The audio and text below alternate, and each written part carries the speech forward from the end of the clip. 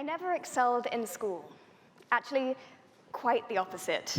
I was terrible. I failed every class. I was diagnosed with dyslexia at a young age, but that wasn't all the reasons for my terrible performance. I was bullied very badly. So my amazing mum was determined to find a space where I felt like I could fit in. She put me in dance class, and that became my second home. At 16, I danced my way into a prestigious dance academy in London.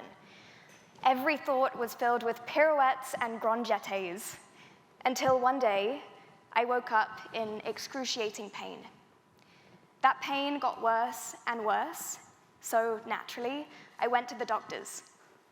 The doctors were very quick to tell me that my pain and my deteriorating health was down to stress and an eating disorder. Before long, I couldn't physically eat. I became so unwell and lost so much weight that I became unrecognizable. And then for the next 4 years, I was hospitalized. To this day, I live with chronic illness, chronic pain, and a permanent ileostomy, as well as PTSD from the medical trauma that I went through. I did get the relevant tests in the end, and many surgeries that both saved and changed my life. When I was finally well enough to leave hospital, I took a trip to Los Angeles with the goal of having a fresh start. I ended up getting a job within the entertainment industry. I was so happy. And after disclosing my medical condition and asking for reasonable accommodations, I got told that I could no longer have that job. That was a big wake-up call for me, and the realization that I am disabled, that the world that I live in is no longer built with me in mind. For instance, when I need a seat on the bus, I am consistently told that I don't look disabled. For the same reason, when I use the disabled bathroom, I am often accused of taking advantage of the system.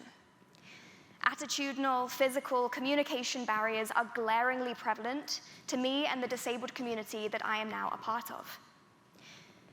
When we discuss disability rights, our minds often leap to the visual cues, ramps, accessible restrooms, and whilst these are important, they are just the tip of the iceberg.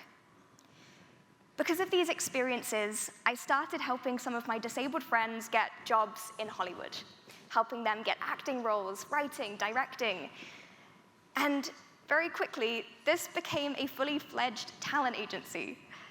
I called it C Talent because disabled people rarely get access to option A or option B, and we have to create our own option C.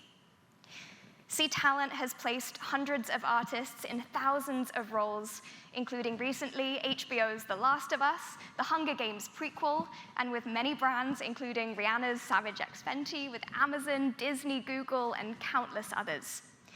C Talent's roster has talent that has a following of over 50 million people. And in 2022, C Talent was acquired by a creator company, marking one of the largest known investments ever made within disability within the creative industries.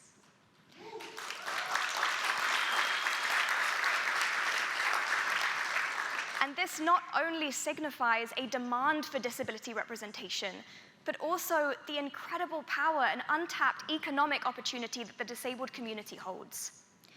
But despite the strides that we have made with disability representation, disabled people are still legally allowed to be paid sub-minimum wage across 36 states in America. Out of the 193 United Nations member states, only 45 of those have anti-disability discrimination policies.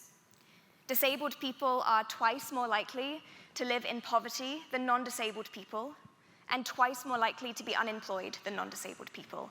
And this is far, far worse for those from low-income communities and those with intersectional identities. Since the acquisition, I founded Making Space, a talent acquisition and learning experience platform for companies to access pre-qualified underrepresented talent pools. Because when I was building C Talent, it became very clear that whenever we do anything that is disability, diversity, or impact-centric, then as soon as budgets get cut and times get hard, we are the first thing to be deprioritized. So I wanted to create a solution that helps companies save money on their biggest yearly losses, but also ensures that disabled, low-income, and underrepresented talent get access to long-term, meaningful employment and can get into leadership positions. Disability has consistently been seen as tragedy, as opposed to the natural part of the human experience, because we all, at some stage in our lives, will become disabled, whether that be permanently or temporarily. Film, TV, and media plays an incredible part in the stereotypes and stigmas that exist today. So under the Making Space umbrella, we have created Making Space Media. And we've partnered with Reese Witherspoon's company, Hello Sunshine, to ensure that the disabled narratives get told, the untold stories, because I truly believe we can change the world if we learn to tell and listen to a new set of stories about the world that we want to create in accessible spaces and with authentic voices. So, whilst ramps and accessible restrooms are imperative, we must dismantle the intangible walls of prejudice and bias. Thank you.